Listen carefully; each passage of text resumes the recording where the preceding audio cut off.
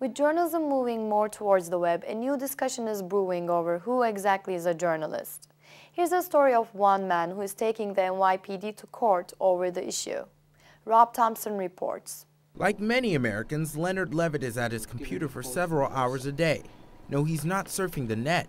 He's writing columns about the New York City Police Department for his online news site called NYPDconfidential.com.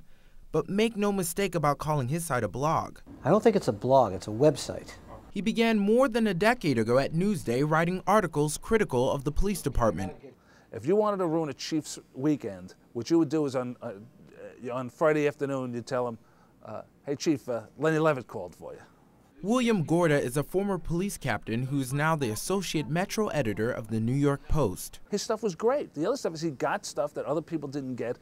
He got how the department worked, and he really pointed out some of the foibles of the day. Many of Levitt's stories, like the one about an NYPD narcotics officer involved in drug smuggling, received lots of attention, often from those he was writing about. His column came out on Monday morning, and in police headquarters, the building was aglow at 6 o'clock on Monday morning with people making photocopies of Lenny Levitt's column. From stories of police brutality to corruption, he created such an impact that once Police Commissioner Raymond Kelly paid a personal visit to Newsday to complain. The editors never really told me what he complained about, other than the fact that his Les Payne, who was the managing editor at the time, said that he wants your head on a platter. For a while, he was the most feared man in the NYPD. Levitt continued to ruffle feathers at the police department until he left Newsday in 2005 to write for his own website when Newsday drastically cut back on its reporting staff. They called me a security threat, and they brought me to the security desk and they showed me 8 mugshots of people who had come in, threatened the commissioner, snuck into the building, and my picture was up there with them. With the help of the New York Civil Liberties Union, Levitt made his way back into the building. But in 2007, NYPD denied his press pass. We then filed with Len a request under the Freedom of Information laws. Corey Stodden is the lead counsel at the New York Civil Liberties Union, which is suing to find out the NYPD's policies and practices regarding press passes. Who are they giving them to? Who are they denying them to? What criteria are they using to decide who gets them and who doesn't? But the NYPD ignored the request over the past 9 months and did not turn in the necessary documents regarding their press policies and the list of people who've been issued press passes. Well, it's public information. I mean, come on, it's a press pass. Of course that's public information, and they're not doing it. They've been allowed to get away with this kind of thing. This is not the only thing they haven't responded to. People file Freedom of Information requests left and right, and they get nowhere. There is no transparency in the police department under this administration, none whatsoever. The only document the NYPD released said that Levitt failed to establish that he was a full-time employee of a news-gathering organization covering spot or breaking news events. When we spoke to the NYPD about this issue, they told us that they only give out press passes to journalists who cover spot news. You tell them that's what we've sued. We've sued to get the list of people they've issued press passes to. I guarantee you that there is no rhyme nor reason to some of the people who've gotten press passes. I'd like to know if the publishers of newspapers have press passes. I'd be very curious about that. I suspect they do, but I don't know that for sure. In February, Levitt and the Civil Liberties Union took the issue to court.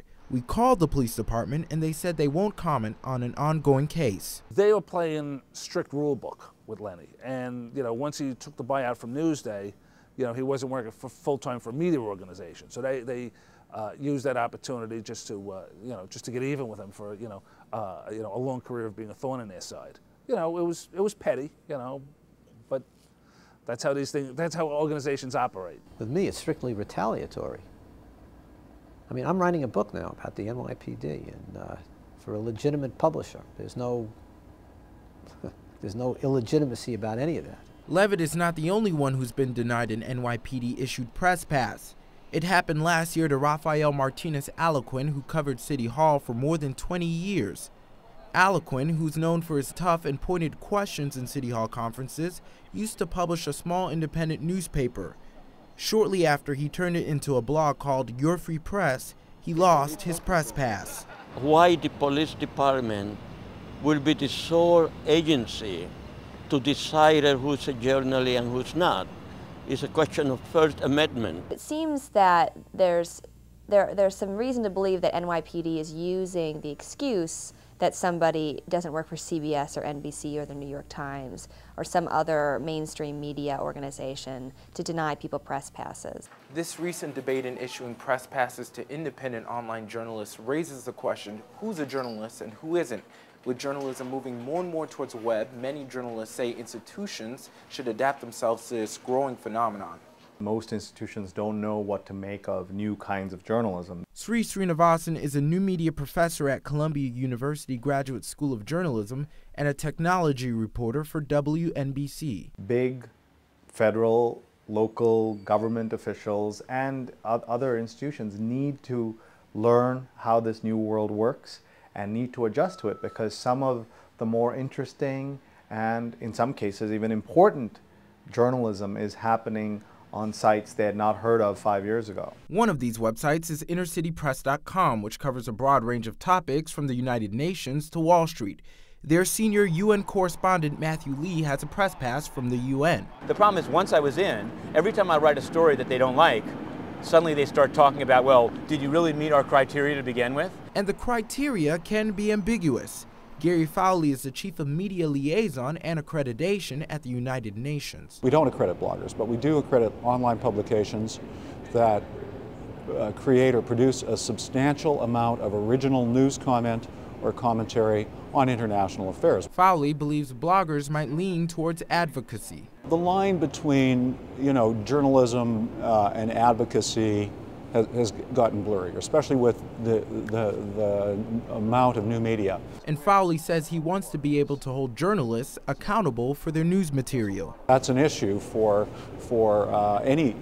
anybody who accredits journalists, because you want to, should there be an issue or a problem, you want to have a ability to go to an editor and say, we don't think this was exactly right, or so that's a challenge. I think the UN is it's at a Rubicon it has to cross of just saying, hey, if you want to reach people through the new media, then you have to get over it and say we accredit bloggers. Right now they don't do that. I'm not saying that they should return every single phone call and give everybody press credentials. You could have 1 million people ask for press credentials.